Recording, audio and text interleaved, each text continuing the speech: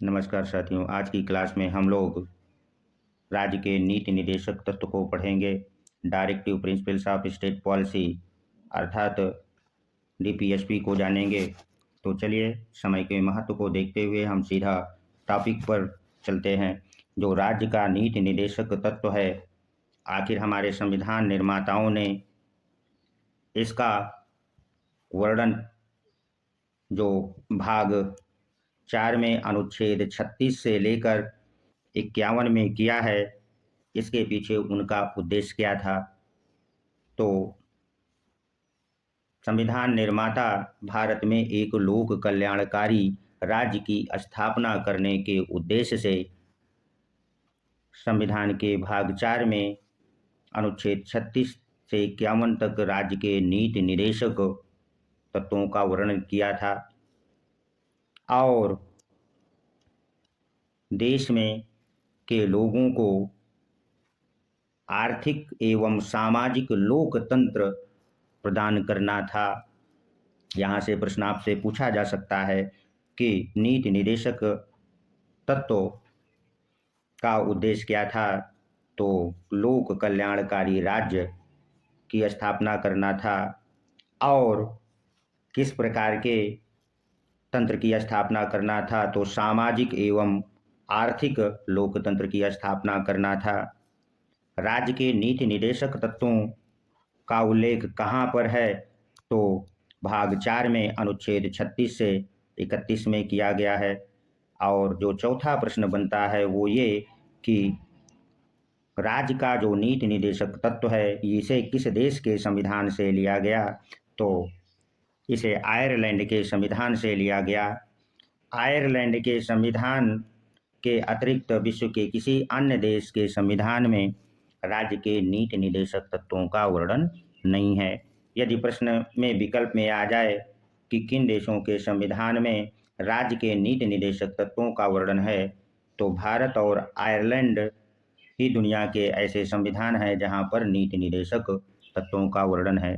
आप समझ गए होंगे कि हम क्या कहना चाह रहे हैं। जो भी प्रश्न बन सकते हैं उनको भी हमने बता दिया।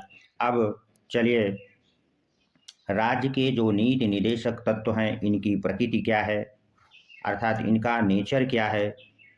क्या मूल अधिकार की तरह नीति निदेशक तत्वों को न्यायालय राज्य से लागू करने के लिए बाध्य कर सकता है? जी नहीं। न्यायालय राज्य के नीति निदेशक तत्वों का को लागू करने के लिए बाध्य नहीं कर सकता। अब प्रश्न उठता है कि न्यायालय बाध्य नहीं कर सकता, तो इसका उल्लेख कहीं हुआ होगा। तो जी हाँ, इसका उल्लेख नीति निदेशक तत्वों के अनुच्छेद 37 में इस बात का उल्लेख है कि भाग 4 में दिए गए उपबंधों को न्यायालय द्वारा लागू नहीं कराया जा सकता, किंतु राज्य यदि कोई विधि बनाएगा तो इन उपबंधों को प्रयोग करना राज्य का कर्तव्य होगा। देखिए, हमारे संविधान निर्माताओं ने कितना सुंदर ढंग से अनुच्छेद 37 में इस बात का उल्लेख कर दिया। चलिए, अब हम लोग नीति निदेशक तत्वों के संबंध में थोड़ी सी और जानकारी प्राप्त कर लें, क्योंकि परीक्षाएं बहुत अब कठिन हो चुकी हैं, प्रतियोगिता बहुत कठिन है, इसलिए रट करके आप कोई परीक्षा नहीं निकाल सकते। यदि जब कभी न्यायालय के समक्ष कोई संवैधानिक प्रश्न खड़ा हो जाता है या संकट खड़ा होता है, तो न्यायालय उस प्रश्न का हल प्रस्तावना और राजनीति निदेशक तत्वों के आधार पर समझने का प्रयास करता है। अर्थात जो हमारी प्रस्तावना है एवं राज्य के नीति निदेशक तत्व हैं, उसमें संविधान का दर्शन निहित है।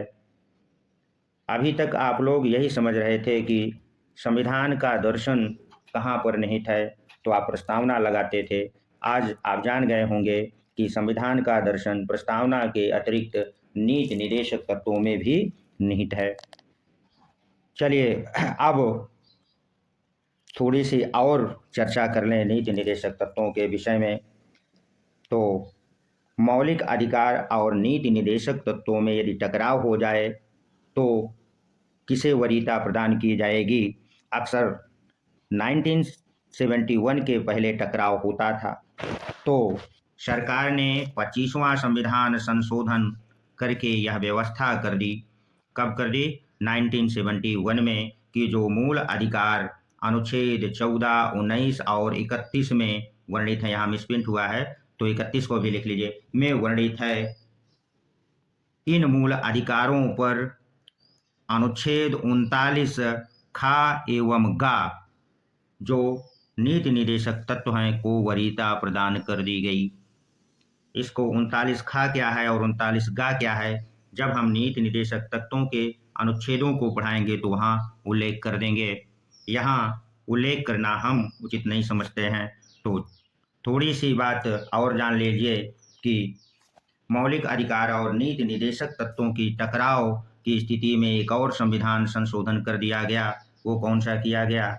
42वां संविधान संशोधन 1976 में किया गया, और इसमें ये प्रावधान कर दिया गया कि जो भी नीति निर्देशक तत्व हैं वो मौलिक अधिकार के अनुच्छेद 14, 19 और 31 पर उन्हें वरीयता प्रदान कर दी गई।